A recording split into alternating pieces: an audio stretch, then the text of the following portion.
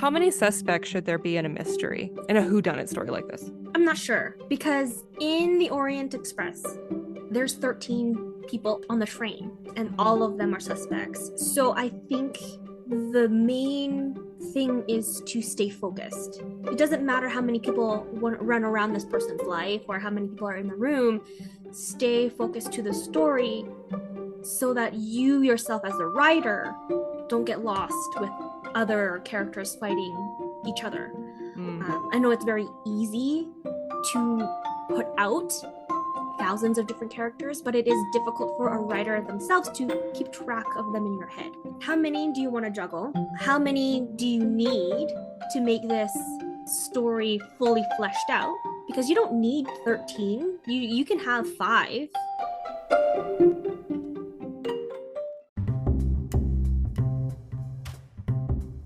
Welcome to Speculative Sandbox, your audio playground for creative storytellers.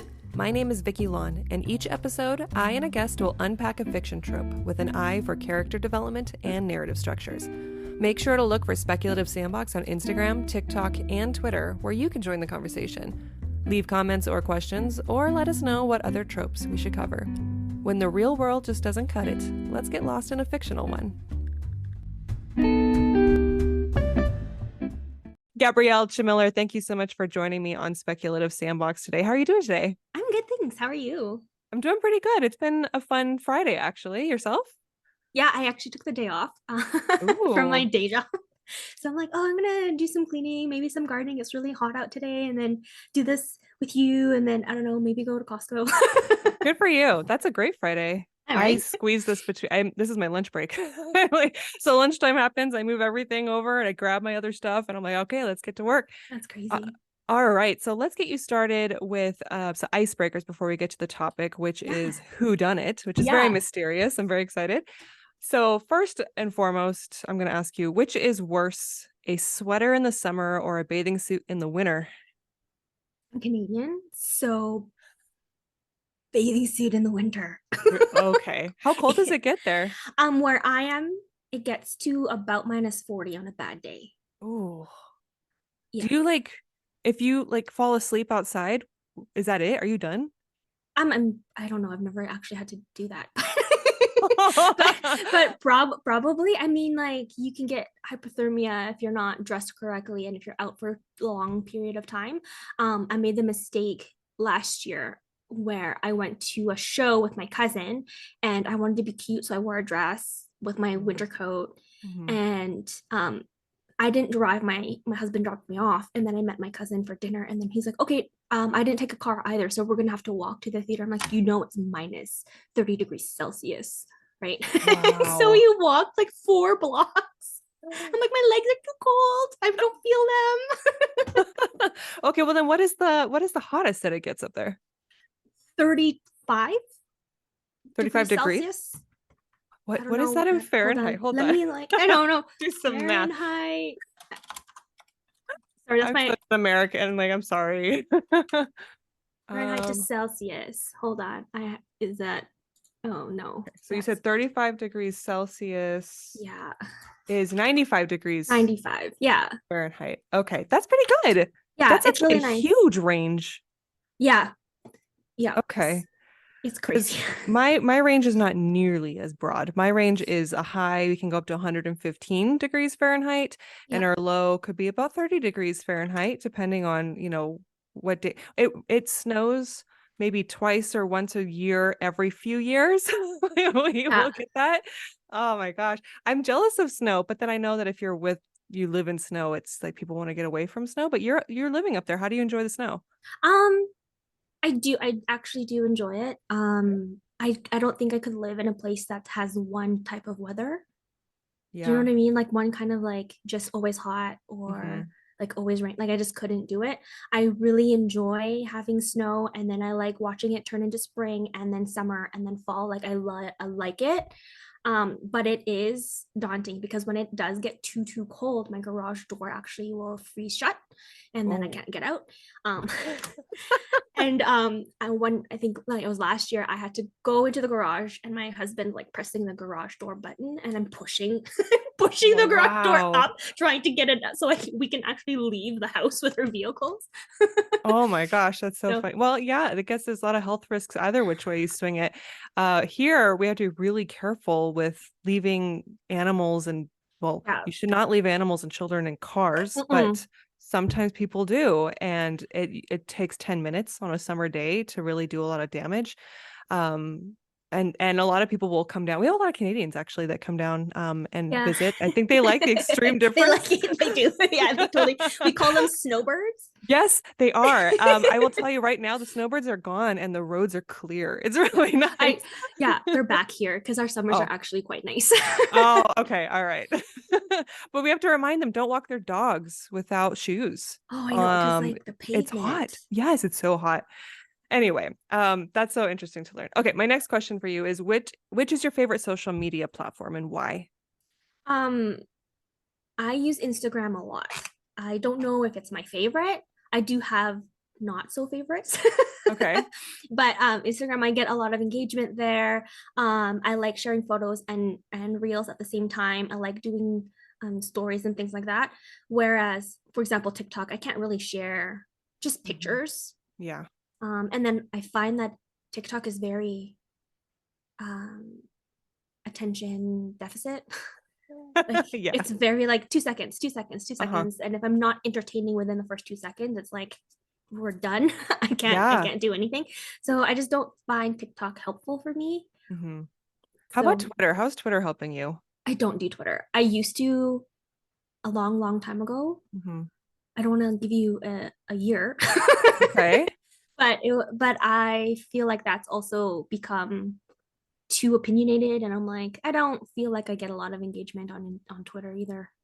Yeah, it seems like all the platforms have definitely been more challenging lately. I could tell that they Mm-hmm. have all kind of taken the same philosophy of let's throttle your reach all the way down and then make Mm-hmm. you fight to get a higher reach. You could have thousands of followers, but only like a couple of eyes on your content. And Yeah. it's not really a reflection on the quality of your work. It's just this vicious, it's a casino when you step Yeah. into social media now. Yeah, and it's just like I don't really have the time or the energy to figure out how Twitter would work for me or how TikTok would work for me. Instagram has been pretty easy to understand, and if I put out stuff, people like it, or it kind of just moves on and I just move on. But I don't know why I just can't get on that TikTok train. Yeah, I get that. It's very high maintenance. Yeah. All right, let's segue a little bit into today's topic. So, what is your favorite mystery story? My favorite mystery story Hmm. Books or is movies? books or movies. I loved Knives Out. Oh, yes. It was like I don't know, it was just so good the way it was written, the way that it was shown, the movie, the plot, the pacing, everything was perfect about Knives Out, and I loved it. What did you think of the Um, sequel? it was still pretty good. I still think the first one was better, Okay. but the sequel was really good. The Glass Onion Hmm. was just as funny and just as clever.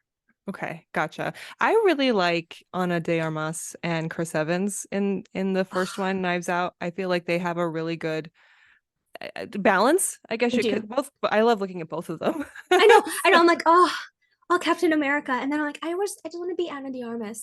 Can I grow up to be Anna de Armas? All right. So from watching mysteries or reading mysteries, do you find that you can successfully guess who done it before they do the big reveal? Oh no, I'm terrible. I am the worst person to guess something. It's this person, but it's not them, and then it's this person, but it's not them, and I can't even play Clue.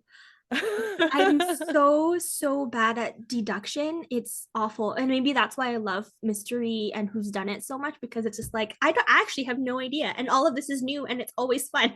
Yes. Well, I enjoy, my husband and I love turning it into a game. So like the whole time we're watching a movie, we're just like, it's them, it's them. Yeah. And of course, like there's so many intentional red herrings that make you Yeah. swing one way or the other. So then it's a game of who's the red herring, and I'm always trying to find the most unsuspecting route. Although I will say the Glass Onion, I couldn't predict that because the whole, the second half, they reveal the truth behind the Mm-hmm. investigation, which is that one of the main characters is there on behalf of her sister, impersonating her. And of course, you don't have that information in the first half. So like it's getting really creative as far as how mysteries hide things until they reveal later. So you really are in the dark. Yeah, and I really enjoyed that part of the movie. When I don't know, am I allowed to spoiler here? I don't know. Yeah, just say it's a spoiler and people can fast Okay, forward. spoilers. Yeah, and then when she got shot and she died, Hmm. right? Or like pretended to die. Hmm. And I'm like, why is he crying? And I'm like, why is he crying? I don't understand. And I'm like, I was just sucked in so much. I totally forgot it was a different kind of murder mystery. Just like with the emotional drive that Glass Onion has was just totally different from Knives Out. Hmm. All right. So let's talk about whodunit. What got you interested in this topic when we were going back and forth on what we should be talking about today? Oh, I've always loved whodunits. Not mysteries per se, but whodunits. Like Sherlock Holmes is like my favorite story. I will read all the Sherlock Holmes. I've watched all the Sherlock Holmes. Benedict Cumberbatch is my favorite Mm, Sherlock Holmes, yeah, mine too. right? Like I love it. And then even recently because of oh no, because of the movies, The Orient Express Hmm. and Death on the Nile, and then the new one that's coming out, The Haunting in Venice in September. I'm like, I just love that they've kind of come back because after all of the Marvel and all the superhero stuff, it was just refreshing Hmm. to see something that's a hero. They're still heroes in their own way, heroes and villains in their own way, but it's just kind of refreshing that it's who did it this time and why did they do it rather than they're just bad and they're just going to destroy the world or whatever it is. So I did some research because I was trying to think, all right, as a writer who wants to now write one of these stories, Mm-hmm. how do you like even watching these stories, my brain's all over the place, right? Like Yeah, it's so much to keep track of, let alone you're the writer now. yeah, So I'm like, okay, so what is a good framework for shaping a story like this? So I did some research and I came up with this and let's talk about it. So first is the setup where you learn about the sense of time and place, you yeah, learn the characters, and you find out that you find out their capabilities basically. yeah. And then there always has to be a murder event and the sleuth has to accept the murder case. What are your thoughts on the setup? I think that's a pretty standard setup. um I mean, even if I watched Glass Onion and The Orient Express at this like back to back because of and I Hmm. rewatched it, and it's the same. It's the detective doesn't really want to do it, ends up doing it, and now we have to find out with them how that was finished and how that murder and that crime was committed. And I think that's pretty standard for a whodunit.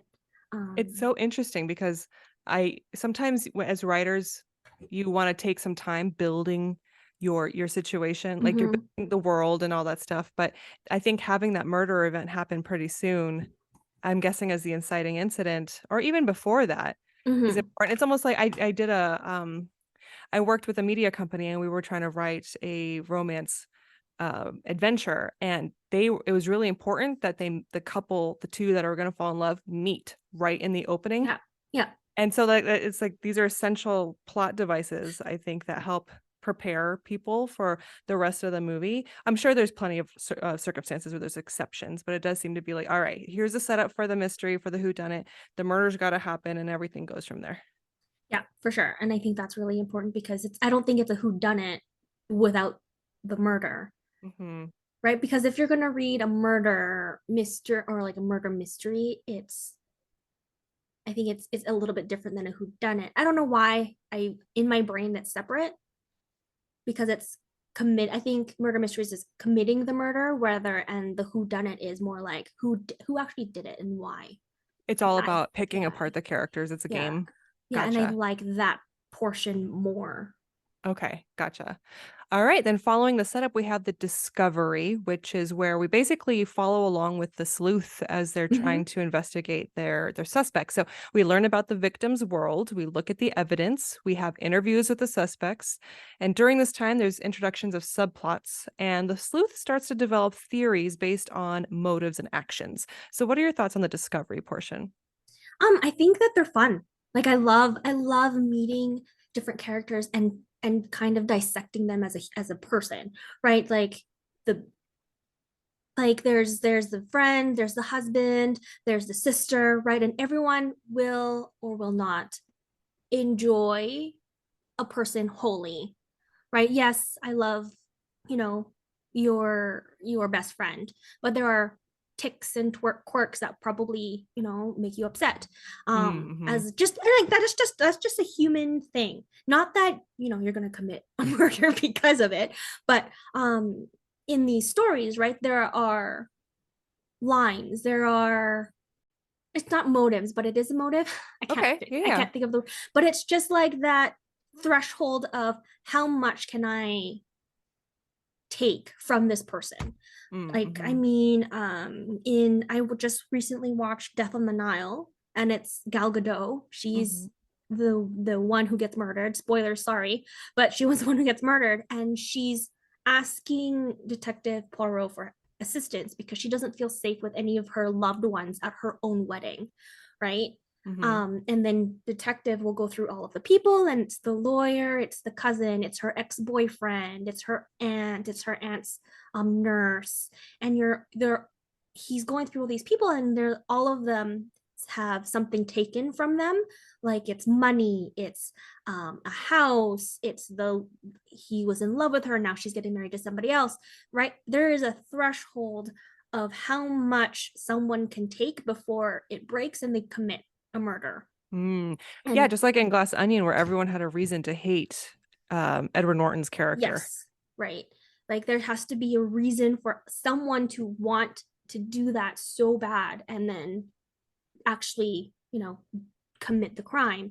Most people probably won't. They'll just hold on to that anger, and there are like Edward Norton, like there are pros and cons to why we can't hate him. Like if I was his Hmm. friend, there are reasons why I hate him, but I need him. Right Yeah. there was that balance that he had, Hmm. and by the end of it, you find out, right, like nobody really wanted to keep that balance anymore. So then we have a midpoint. And this is fun because I always think the midpoint is like towards the end. It's when the sleuth comes up short of solving. Oh, wait, no, no. Yeah, yeah, where they come short of solving the mystery or they make a guess and it's wrong. So they feel misled. They feel like a failure. They need a new perspective. I'm forgetting which one did this. It might have been Knives Out. Was it in that one where they kind of made a guess and then the movie just keeps going and you I think realize the so. guess was wrong?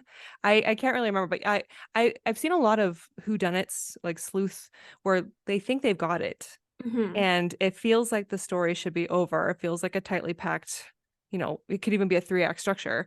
But no, it's all wrong. And now we have a whole nother act that we're going to be looking at. So then from there, everything is now funneled because there's a new perspective. The sleuth did not get it. The murders keep happening, or stuff keeps Yeah. happening, and now he has to re-examine the whole circumstance and narrow down the focus. What's your thought on this plot shift?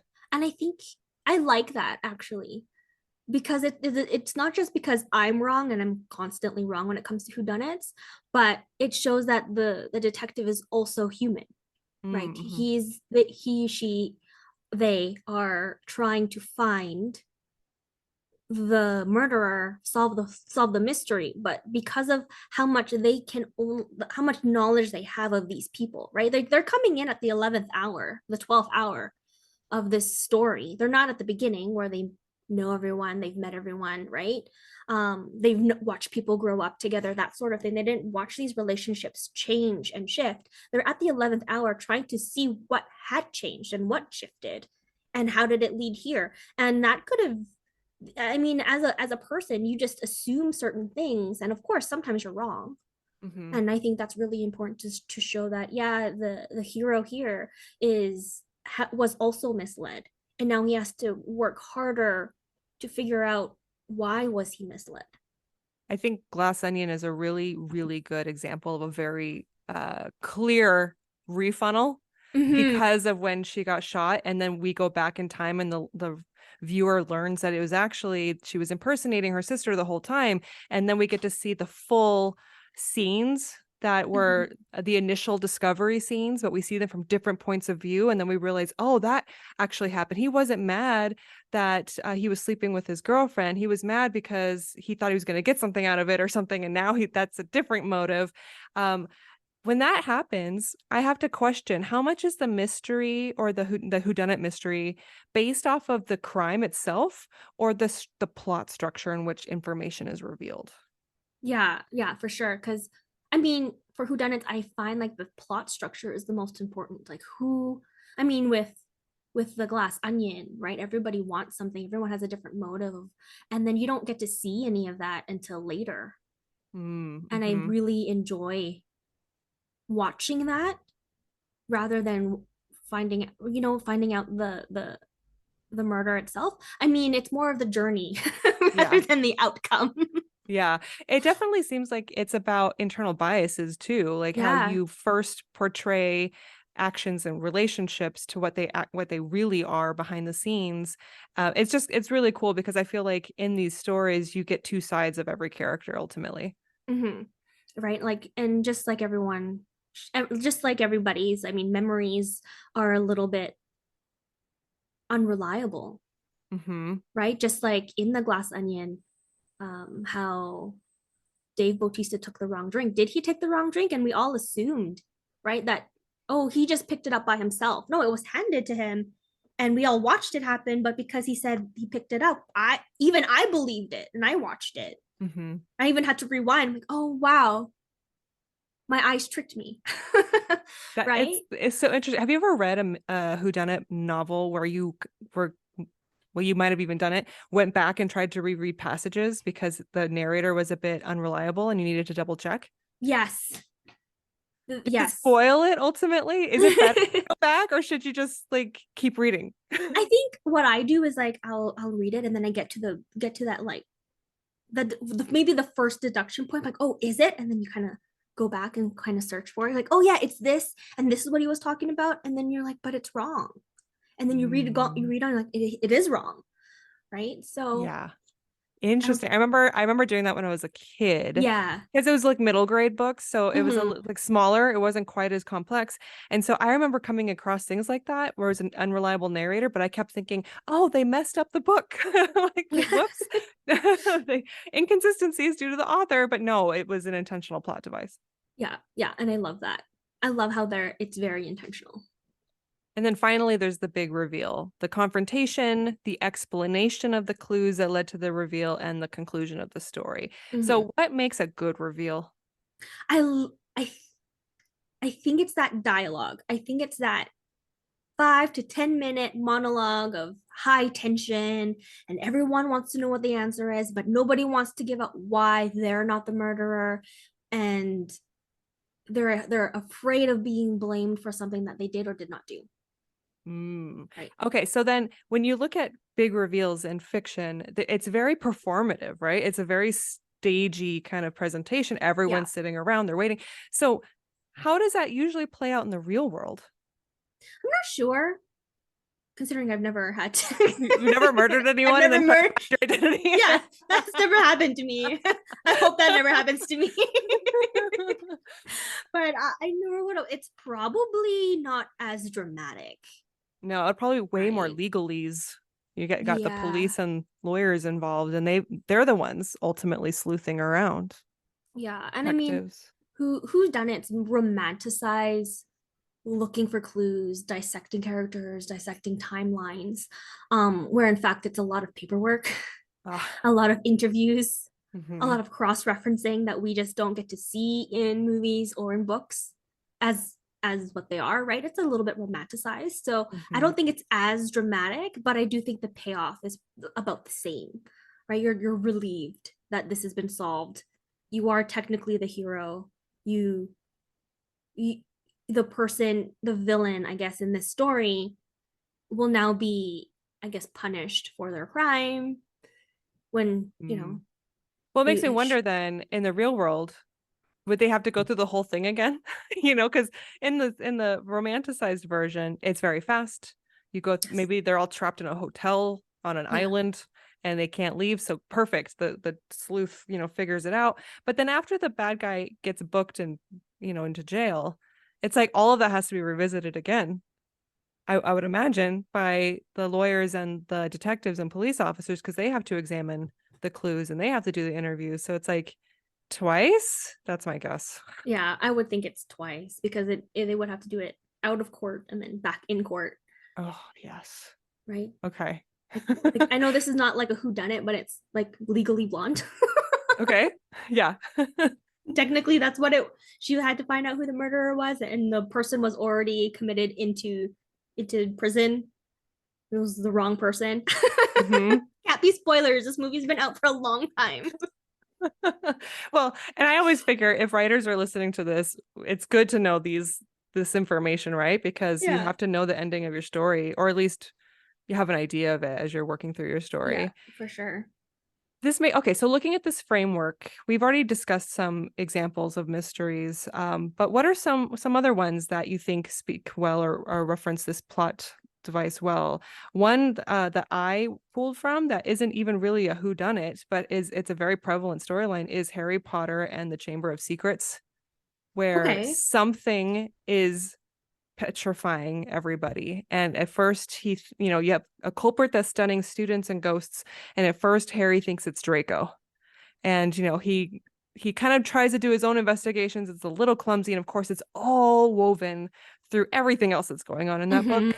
And then, of course, at the very end, you think that there's like a solution to it. And he discovers that it was Ginny who was under the influence of a past Voldemort. And there's like, that's one of those things, those trick things where like you couldn't have known that in the first half of the book, that there was a past Voldemort getting involved with things. I remember reading that when I was like in high school. Yeah. And I was like, what? That came out of nowhere. But it makes me think of other mystery, whodunits where that is what it is, right? It's a reintroduction of new information that you couldn't have guessed.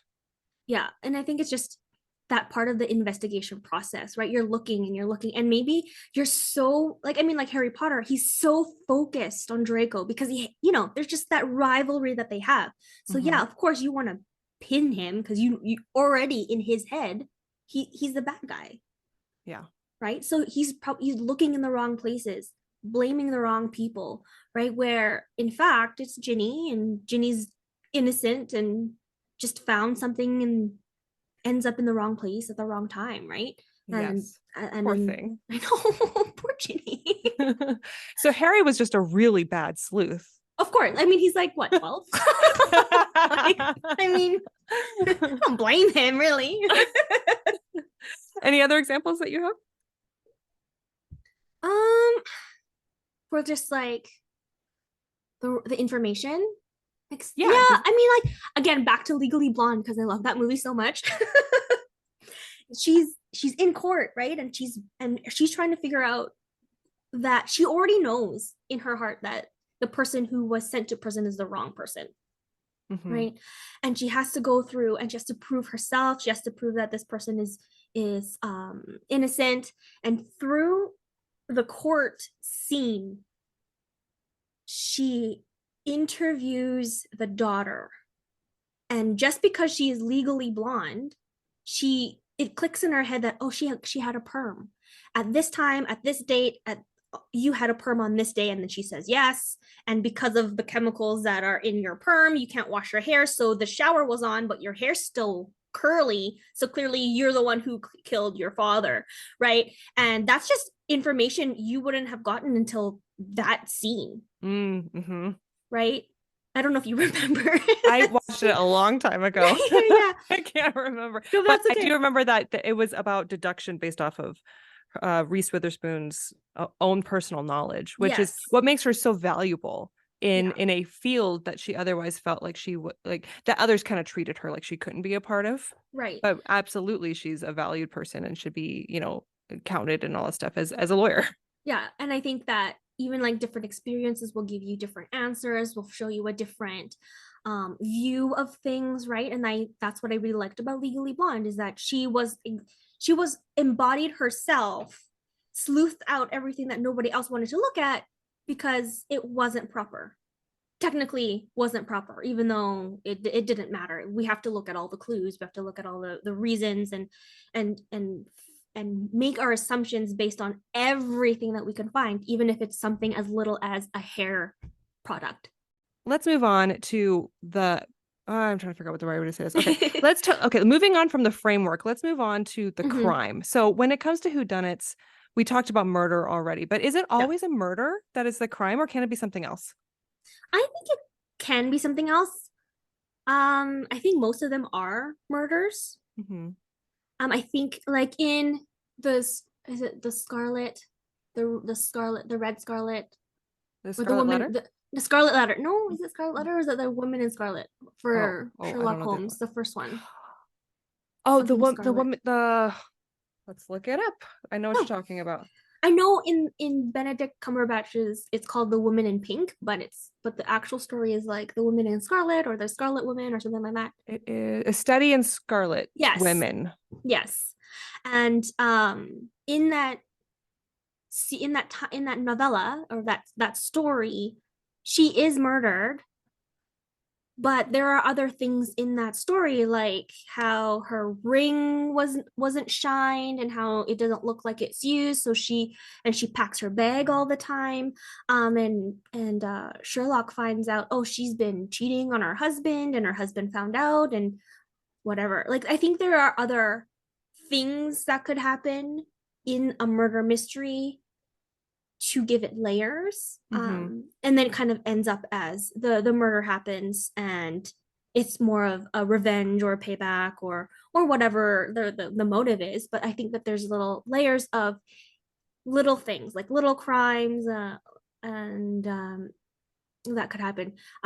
In the Nile, the Death on the Nile um book is Detective Poirot's like best friend, and the murder happens and all this thing is happening, and there is also on top of that some stolen stuff. There's a stolen scalpel, there's a stolen red paint, there's stolen guns, there's stolen jewelry, right?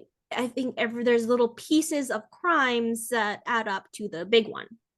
Gotcha. Well, then that makes me think of the idea that I brought, which was Pretty Little Liars, Mm-hmm. where the person's committing a lot of crimes. It's not just I believe there's a couple dead bodies that Yeah, yeah, yeah. happen throughout the show, but there's manipulation, there's Mm-hmm. control through anonymity, someone stealing things, someone stalking, Yeah. and it's all the mystery of whodunit is who is this person, who is A essentially Mm-hmm. that's texting them. And it's I think at different points in the story, at least in the books, a different girl or a different person is like the main suspect.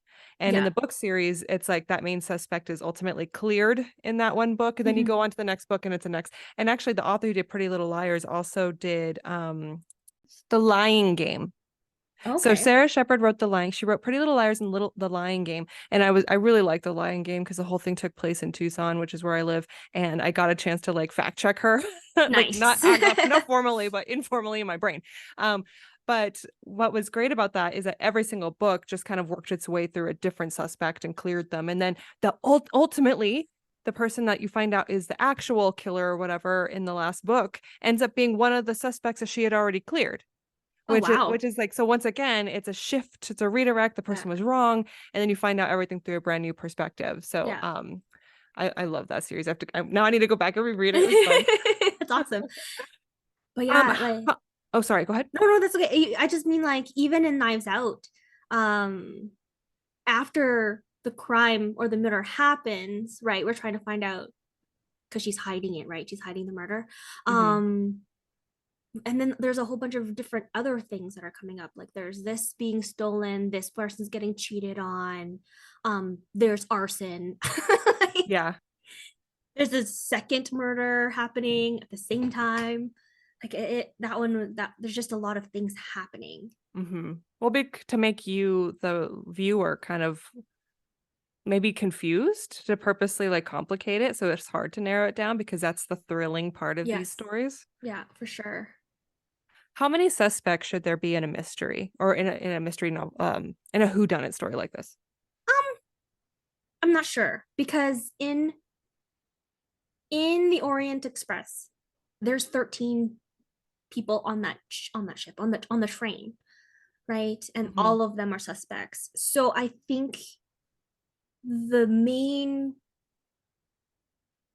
thing is to stay focused. It doesn't matter how many people run around this person's life or how many people are in the room. Stay focused to the story so that you yourself as a writer don't get lost with other characters fighting each other. I know it's very easy to put out thousands of different characters, but it is difficult for a writer themselves to keep track of them in your head. Mm-hmm. Or right, so it's more of a how many do you want to juggle, right? How many do you need to make this story fully fleshed out? Because you don't need 13, you can have 5, right? Mm-hmm. But I think staying focused to who actually did the murder and why will keep it succinct, so you just don't get lost, because the ideal number of suspects, it could be from 2 to 13 to 20, and it doesn't matter. It's a right, there's so many people in our lives in general. It could be as easy as it's been my friend for 7 years who killed me, sort of thing, and I haven't seen them since this day on at this time, and maybe that's been recorded, but maybe they showed up and maybe earlier, right, or later. Mm-hmm. Yeah, it makes me think of, like, for instance, you could start off with a ton, but for story-wise sake, it needs to be narrowed down. Like, it could be literally someone commits a crime at a Taylor Swift concert. Yeah. And it's like, okay, everyone in the arena, are they considered a suspect? Yeah. And at some point you do have to narrow it down. Yeah. And now that I say that, I'm like, oh, knock on wood, I hope nothing happens at a Taylor Swift concert. Oh my gosh, yeah, for sure. That's the world today. Okay, so the way that I organized it from my notes for this question was, you have the actual suspect and then you have red herrings. That's Yes. like, how do you balance and make sure all of those things play and interweave correctly, like, well, for the story's sake? Yeah, I think everyone has a motive, whether it's a good one or a bad one. I mean, in the Orient Express, there are 13 different people, and when you interview all of them, they're very different. And it's just as though they are random people on the train going from A to B. And then the sleuth starts digging and digging and digging, and he finds one clue, and he finds out somehow everyone is interconnected to each other, and they're not actually random people on a train. They planned this out, and the one person you thought was the actual murderer, ends up being all 13 of them at the same time. Interesting. I haven't actually seen that. Oh, I'm so Intrigue. sorry. No, you didn't give anything. No, I'm fine. Like, I go into movies knowing endings of things, and I'm there for the ride, so don't even worry about it. Okay. I'll forget about it by the time I get done. Oh no, yeah. But I didn't know. But I love that. I love that was how the story goes, because like that's actually seems like a lot of work Yeah. for the writer to come up with in the first place. Yeah, it's quite. That's why I really like the Orient Express, because you're like, oh, when I watched it the first time, I'm like, oh, it's gonna be this guy. It's not this guy, and they give you reasons why it's not too, right? So, like, I mean, the person, it's Johnny Depp. He gets murdered. His assistant is Olaf, right? Yeah. And the detective is interviewing. He's like, well, why would I kill my boss? He's the one who pays me. Unless he's a bad boss. And he's a bad boss because he's actually like some mafia type of boss, right? Mm-hmm. And he's like, well, why would I do that? That doesn't make sense. He pays me so much money. And the detective goes through the books, through all the accounting books, and he's like, you've been shaving off thousands of dollars from your boss, and that's probably why you killed him. And he's like, that's not even true. And there's this whole scene, there's this, like, he throws a fit, and like, and you're just like, maybe it was him, because he is shaving off money, and then Johnny Depp found out, so then now they just want him off, right? Mm-hmm. It's either I'm gonna be killed, or he's gonna kill me, or I'm gonna kill him. Well, that makes for like kind of a fun exercise. So, okay, let's try this exercise. Spur of the moment, I'm just coming up with it now. Sure. You are a, let's create a character for you. Okay. You are a, you're an animal control officer. Okay. And you do a lot of you know, you pick up animals that are strays and you help to rehome them. Okay, so Mhm. that's your job. And one of your clients who has a repeat dog that keeps getting out of the fence, someone murders him. And you are a suspect because you were there the day that he was murdered and you talked to him like 2 hours before it happened. Right. Okay. Now you're being investigated. You're a animal control officer who Okay. just returned this guy's dog that keeps getting out. He dies 2 hours later. So what is your motive for killing him? And what would be your reason for like not like you're innocent? My motive for killing him is that he does not take care of this dog. And he doesn't take care of the previous dogs that he has owned. And I'm the one who continuously, for many years, have had to talk to him about um these these incidences because the dogs are getting out at the same place, the same time, all the time, and it doesn't matter which kind of dog he has. Mm-hmm. And they always look ragged and they're always starved. It looks like animal abuse, right? And I can't handle it anymore.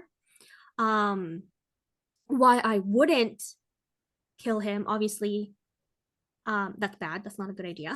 You're like, I'm just here to do my job and leave. Yeah, I'm just here like I'm trying to like be the higher person, and hey, I've already filed the complaint and things like that. What I wouldn't is maybe I'm in love with his daughter, Oh, right? I don't want to okay. kill her dad. Oh, that's an interesting connection though. So now you're no longer just the animal control officer that keeps returning the guy's dogs. You actually have a connection with his family member, which maybe Or they find out yeah, later. yeah, or maybe I don't, maybe I just have a crush on her, on his daughter, and I maybe, yeah, I'm sick of taking these sad dogs back to the house, but at the same time I get to see her, Ooh, it's an excuse to right? see her. Like Right. keep losing your dog.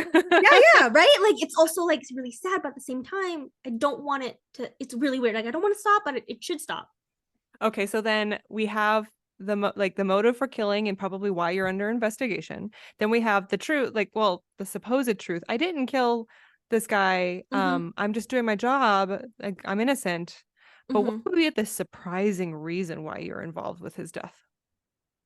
The surprising reason, Yeah, we find out you actually did kill him, but it's not because he kept leaving his dog out or like letting his dog escape.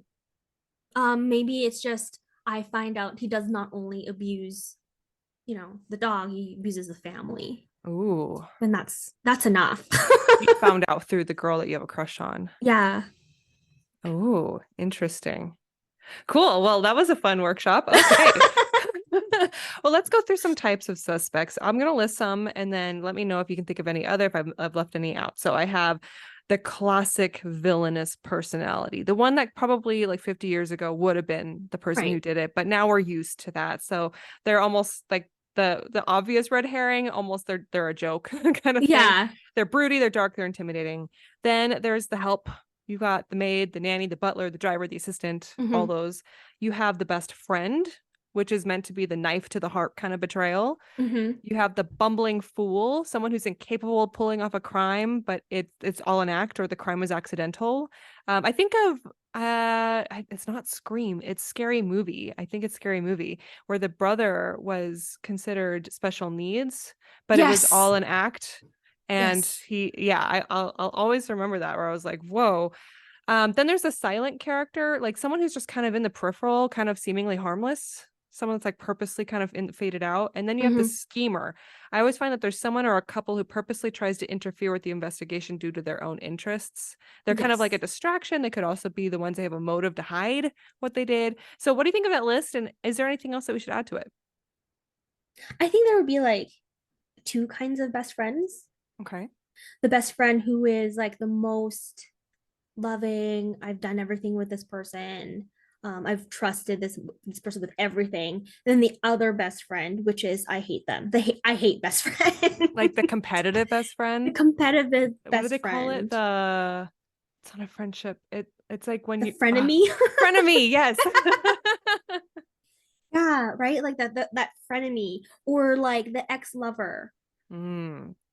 The And ex-lover the that's yeah, that is angry still, or the ex-lover that's supposedly over it? both, maybe Both. both. Yeah. Yeah, because like I mean, you could have the ex-lover that's over it and kind of like whatever, or the ex-lover who's still in love with you and just can't handle it. That sort of thing. Or even like I know this sounds really sad, like the child. Oh, yeah. That one's Okay. sad. I mean that I brought, but I Yes. It's unsuspecting one, the one that you think is incapable. yeah. Ooh. Or the grandma. So I feel Oh, like so grandma. many times it's the grandma where it's Yes. like she's kind of mean. It's like that, like those phone games. It's the grandma who commits the murder, and you have to build her house and you find out if she murdered somebody. You know what I mean? Those commercials. Oh my gosh. Or like just, I don't know if I said this already. Oh, I did. The bumbling fool, which is Yeah. like an accidental, but I feel like accidental murders are super interesting because maybe they either know or they don't know. Like I've seen one where it was, oh, I don't know if you've heard of Xena Warrior Princess. I was obsessed Yes. with, okay, Yes. obsessed. But there's a murder mystery whodunit episode where they're all stuck in in an inn overnight and it's raining and someone who seems very, I think an assassin is sharing the same in with them and he's trying to gun for Xena, I think. And he ends up getting killed in the middle of the night and they go through all the suspects of everyone who's in. It's one of my favorite episodes. And what ends up happening is the guy ended up getting kicked by the horse. And you're like, oh, the horse wasn't even under like investigation, That's but so funny. that's like the animal did it. Yeah, that's so funny. It was a literal accident. Yep. Yeah, Yep. that's so funny. I mean, even like for Knives Out, no one suspected the murderer, Mm. Mm-hmm. right? So, I mean, there's that too. It's fun when that happens Yeah. because I feel like people who watch whodunits don't want it to be easy.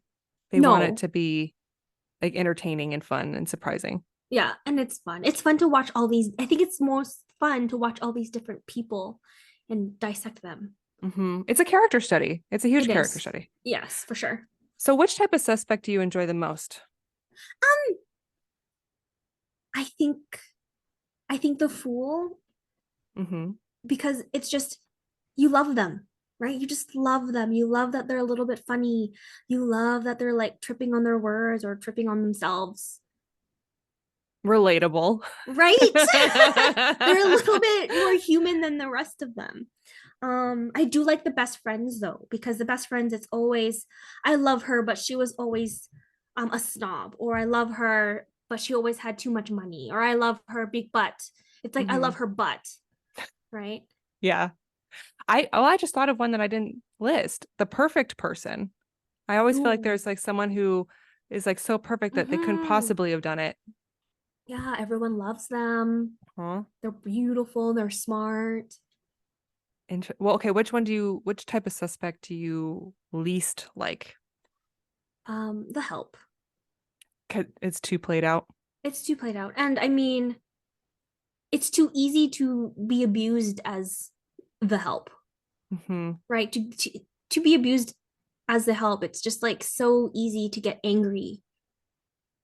Yeah. And like, it's I think when the Help is, again, in the Orient Express, you need to watch this and then message me about it later. Okay, I will. but like but when the Help is part of the murder, it's not because she was abused, it was because she was treated quite nicely, and it's all about revenge, rather than revenge on the person who died, rather revenge on the person who hurt her. I don't know if Okay. that makes sense. So it was like an act of love. Yeah. Ah, Yeah. I love that. I love when they find different like motives and types of motives because you always want to think it's like out of malice. Mm-hmm.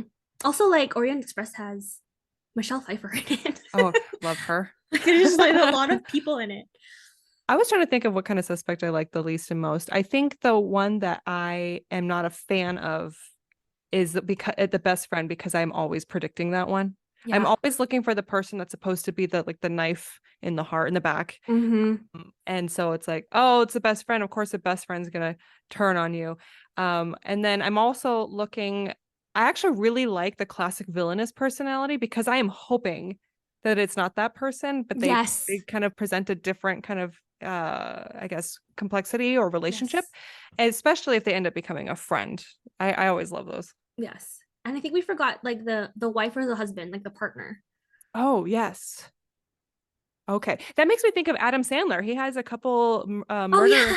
I forgot what it's called. It might even have been murder mystery or I something like think it's that just murder with mystery. Jennifer Aniston, Yeah. which I actually really I haven't watched the second one. The first one was really funny. I Like I loved enjoyed it. it. Okay, Adam Sandler. I don't care what anyone says. He is my favorite. I will watch all of his movies no matter how bad they are.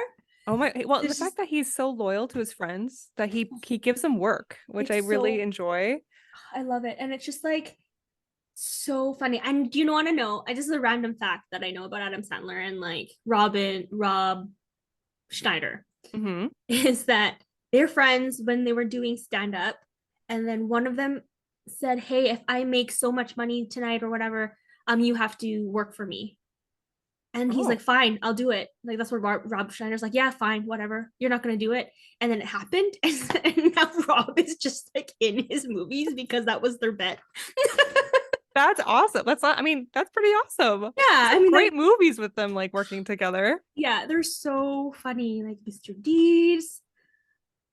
Oh, He did, was Adam Sandler involved at all in the one where Rob Schneider becomes a woman? I Or think like so. I think it's the it's with same studio. it's the same studio. Rachel McAdams' character goes into Yeah, Rob Schneider. his body. And they have like Twinkies or something. It's so funny. I always think the part of that movie that always stuck out to me is when Rob Schneider's character, who is a woman in his Mhm. body, goes into the men's bathroom at the club and there's like a trough and it's full of ice. Yes.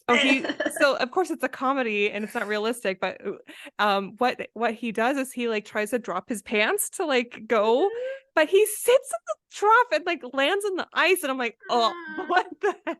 That just stuck with me way longer than it's still with me. Like I saw it like too long ago. Oh, it's so funny. And even like little Nikki, Hmm. every time anybody is like, "Yeah, you can do it." I'm like, "You can do it, Nikki." Oh, iconic. Okay. What advice do you have for writers when it comes to managing so many suspects? Is there a trick I to don't doing this? know. I don't know if there's a trick. I think it's just like making sure you have a list for that specific character, right? I would, because I mean, I wrote a book and there's a lot of main characters in it. So what I've done is actually I wrote their name at the top, and then I wrote everything that's important to them, so I don't lose sight of what exactly this person is, who they are, and what they want. Because the Okay. second like you forget or you lose sight of what this specific character you're writing is, all of the characters start muddling together, and then Mm, you or the storyline gets muddled together and then you're like lost. So it just like individual people, they like certain things, right? Even something as I take my coffee black could be a clue to who had done it, because there's a coffee cup, there's cream in it, it can't be him because he likes his coffee black, mm-hmm. right? That sort of thing. So just making sure that you make this character as individualistic, is that a word, Yeah. as Yeah. possible. When I used to just free write, right? Where you Mhm. just write and draft without really any intentions. I Yeah. used to, I would not, I mean, maybe this is a good exercise. I don't write whodunit, so like maybe this is bad advice, but I actually really like playing with my own head. And like as each suspect comes through, I'm like, Mhm. yeah, he definitely did it. I'm gonna write it like he definitely did it. In fact, I have Yeah. all these reasons why he did it. And then I'll switch to the other one. I'm like, maybe this guy did it. And Yeah. I imagine that's got to be a little bit harder though, because your brain is now a little scrambled. Or maybe it's a good writing technique for making it effective as a red Yeah. herring. Because then after you have all these very tangible or authentic reasons for why someone would behave and act as if they did do it and they are guilty, then you go, okay, what are the paths I've laid out? And how can I twist and untwist? And as long as you always have a way in and a way out, right? Like what we did with the animal control officer. Yeah. There's a reason why and there's a reason not why. And as long as you leave that vague enough where you can still figure that out, then you can go, all right, I'm at the end of the book. This person did it. Yeah. And then you can always go back in subsequent drafts and start properly planting in the foreshadowing or whatever you need to do. But if it helps for that first draft messiness where you want to make sure that the confusion feels authentic, I mean, that might help. I don't know. Yeah. No, makes sense because even like Clue, the movie that was in the 80s, I remember that if you watched Clue in a different movie theater, it was a different ending. What? Yes. Really? And if you can find like the DVD version or the like whatever, I think it's the DVD version, if you watched it, the ending will randomly pick out of all of the Clue characters. So I mean that makes sense too. Like if you just wanted to write a murder mystery and then have literally anybody be that person in that room at that time. Interesting. Like Clue did it. Clue in 1985 did it. Okay, so then let's go back to Harry Potter and the Chamber of Secrets. Could we have done that there? Could we have like swapped out Ginny for Draco? Yeah, and I mean, like Draco's been talking to the Lord this whole time. Yeah, I think Ginny is just, I feel really bad for Ginny because she just picked it up and ended up being that person. It could have been Neville. It could have been Cho Chang. It could have been literally anyone who picked up that book at that time and decided, and then Voldemort would have been like, hey, you are now my Horcrux and you will commit all my murders. Yes, you're right. It is transferable. And interesting because ultimately what needs to happen is Harry needs to be down in the chamber and fight off this Lord Voldemort young kid, and how he got there could be figured out, but that's really what the end goal was. Yeah, and it is sad that it was Ginny, and I get why J.K. Rowling picked Ginny, because she's the cutest.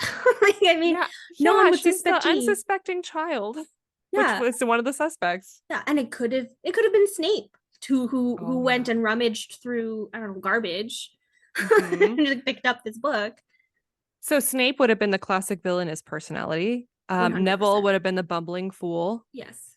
And the silent character, I mean, Ginny, we knew who Ginny was, but she was relatively silent. She kind of squeaked around, if I remember correctly. She would look kind of nervous, and then the brothers would just like send her off and she'd run away. Yeah. So she felt silent. Could you imagine if it was Ron, the best friend? Or the brothers. Maybe twins. That would change the entire course of the series. I don't know. Right? Like if it was Ron, I think I would hurt a lot more. Yeah. Or if it was like the schemers, right? It was both the twins. Yeah. But we don't know which twin. What if it was both twins? Both twins. It was one twin pretending to be the other. Oh my God. You think it's George, but it's really Fred. or you have the help, which is Dobby, which was one of the suspects originally. Oh, I love it. Yeah. All right. Well, Gabrielle, this has been such a fun chat. I really enjoyed this. Do you have any final statements or promotions that you'd like to make today? Any statements? Like, I don't know. I love whodunits. I'm not an expert at them. I love experiencing them. I love writing them. I love character dissection. And also, I had a book that came out in January. It's called Solum. It's an urban fantasy book. And if you like character dissection, I have 6 main characters you can dissect. Awesome. And how can people find out more about you? I'm mostly on Instagram. My Instagram handle is miss.c.ing scribbles. So it's missing scribbles. Cute. on Instagram. And then I have a website, www.gmchmilar.com and chmilar.com. Speculative Sandbox is a volunteer-run podcast that relies on the collaboration of fellow creators like you. Join the conversation and participate in fun polls and questionnaires on TikTok, Instagram, and Twitter. Interested in being in a future episode? Our DMs are open, or you can email speculativesandbox@gmail.com.